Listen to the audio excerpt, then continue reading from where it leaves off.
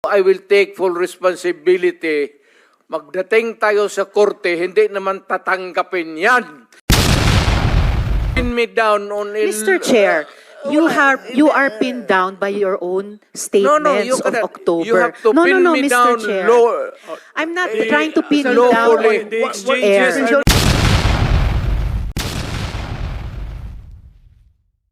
Hearing suspended. Can the chair talk to the senator?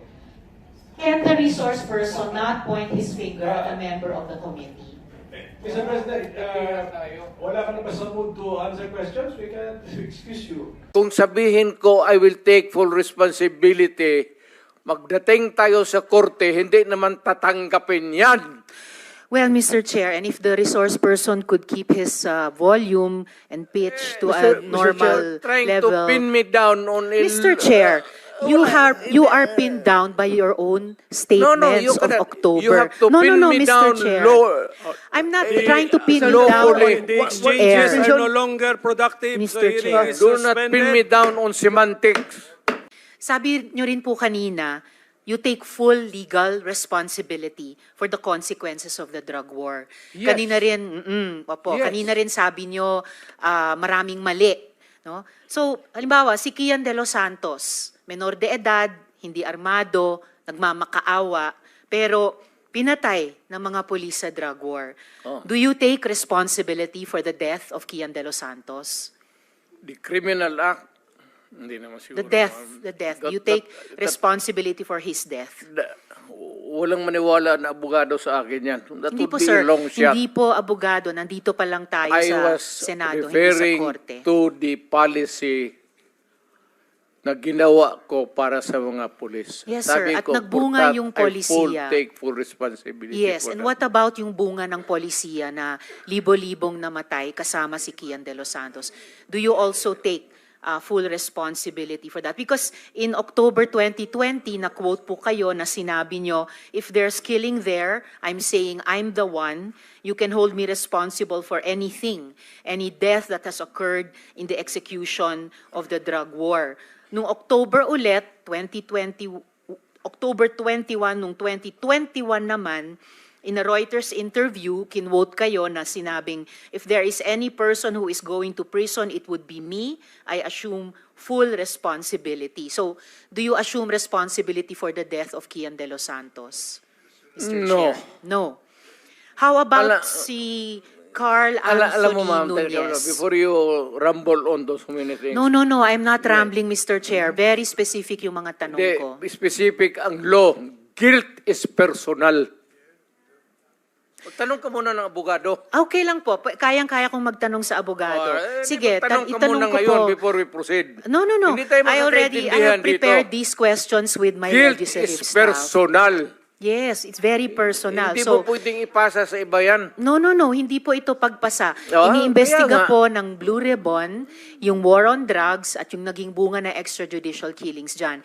And I am basing my question dun sa mga sinabi ninyo repeatedly, parang tuwing Oktubre nga sinasabi nyo, na you will take responsibility. Correct. So now let me ask you about Carl Anthony Nunez, 20 years old.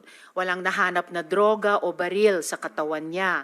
Sabi nga ng investigador, mistaken identity. Do you take responsibility for his death? You know, ma'am, can I ask for a recess of just a It's few all right, minutes? Mr. Chair. Yes. Hearing suspended.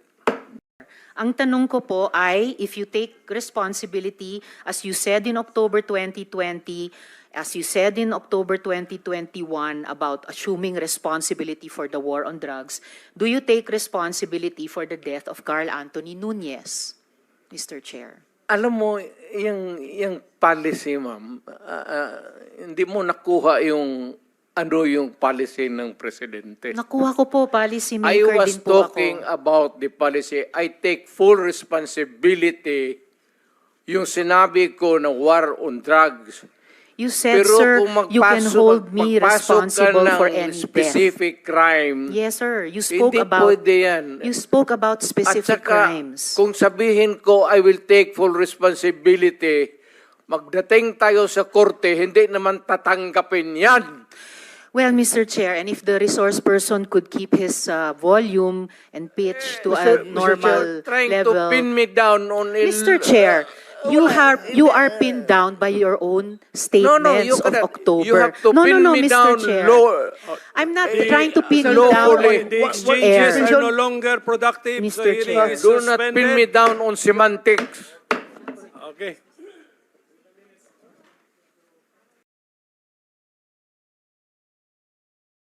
Statements of October. You have to No, pin me Mr. down Chair. low.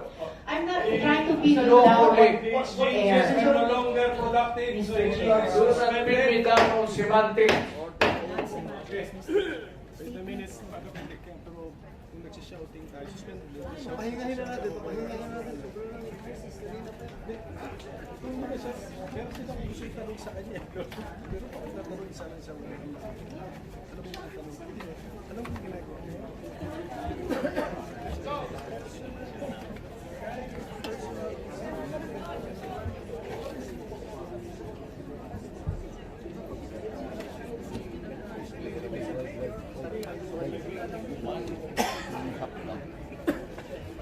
Sumisigaw sa taas. Sumisigaw sa taas. Dapat bantayan ako sa ayaw. Yung mga ano.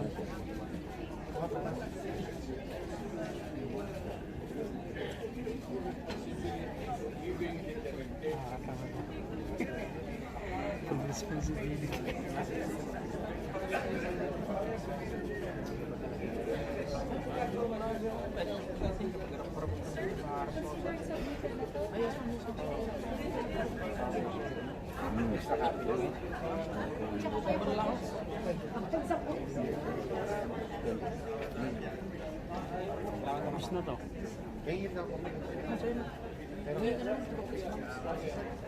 Tama natin si Dilina. Ayun o. Tama natin si Dilina. Para siguro yung pa na. Sama na yung kamay ni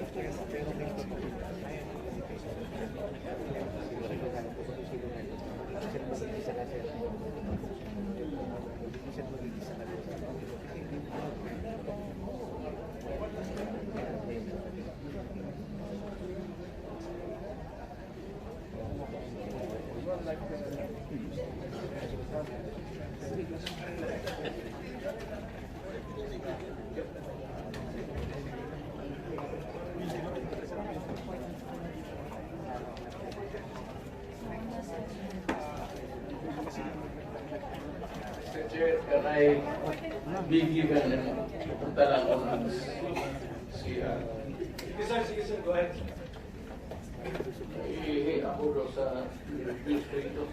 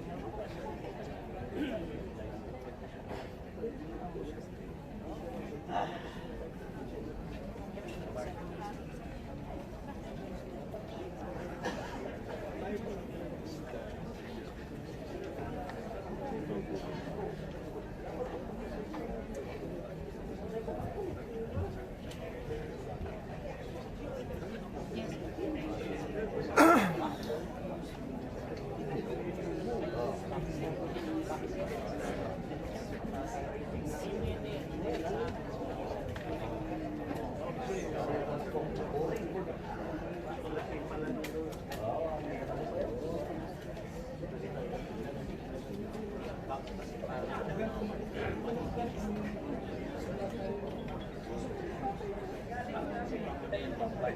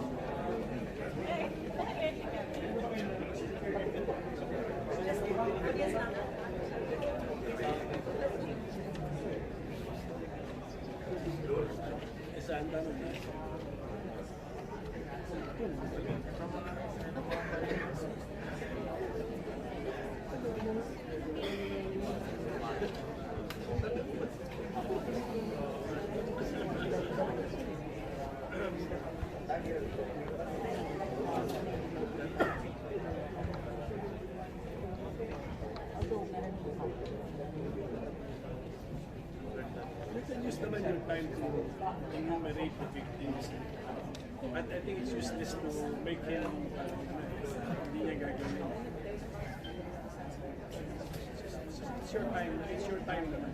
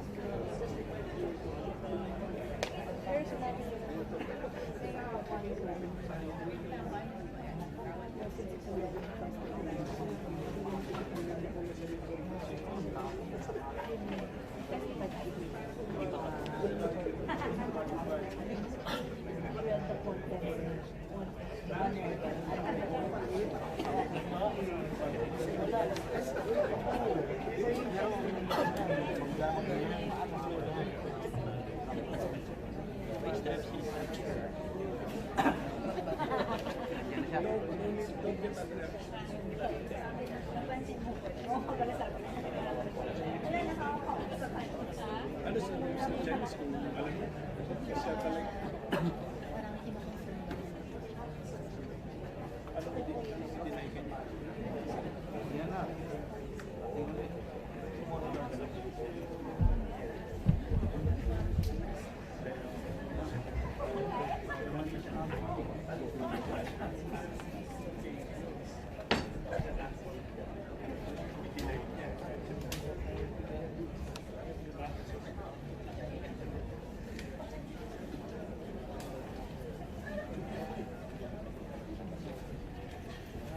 Okay, so the former president is already here. Our hearing is hereby resumed. Senator Rotiveros has the floor. Salamat kaayo, Mr. Chair. I resumed. Senator Rotiveros has the floor. Salamat kaayo, Mr. Chair. So, i-summarize ko na lang yung unang line of questioning ko, the point of my question tungkol sa assuming responsibility or not kina Kian, Carl Anthony Nunez, itatanong ko rin dapat si Althea Barbon na 4 years old, at si Carl Arnaiz, at si Reynaldo de Guzman alias Kulot, na-confirm sa Caloocan Court na the evidence was merely planted by the police. Ang point ng unang questioning ko na yon ay kung ina-acknowledge nyo o hindi na yung policy nyo caused the death of innocents. So lastly, Mr. Chair, actually may mga 100 tanong pa sana ako sa dating presidente pero na-high blood yata sila sa akin. So 2 huling tanong na lang. Una po. Yes, Mr. Chair. Ganun lang siguro kasi excited lang ako. First time ako naka-appear ng Senate. But walang personalan yan. It has nothing to do with you, pati yung karakter ko. Yung boses ko lang kasi excited. But if we are offended by the demeanor, then mag-change gear ako. I'll try to do it with moderation. Salamat kaayo, Mr. Continue, ma'am. Chair. Continue. Salamat kaayo, Mr. Chair. At saka, Hindi, sandali, ma'am. Mr. Ganito, Chair. and I'm addressing lahat kayo. Taga-probinsya po ako. Hindi ninyo pwede akong masumo na paulit-ulit. Pag ginawa ninyo yan, isnabin ko kayo. Wala akong pera. I am not that rich na mag-travel dito sa aeroplano. Mahal yan. I am, nabubuhay ako sa retirement pay ko. So, pati itong pamasahe ko, retirement pay ko yan. Wala akong negosyo ever since. Gobyerno lang ako. I have been an employee of government ever since. Kaya, I do not have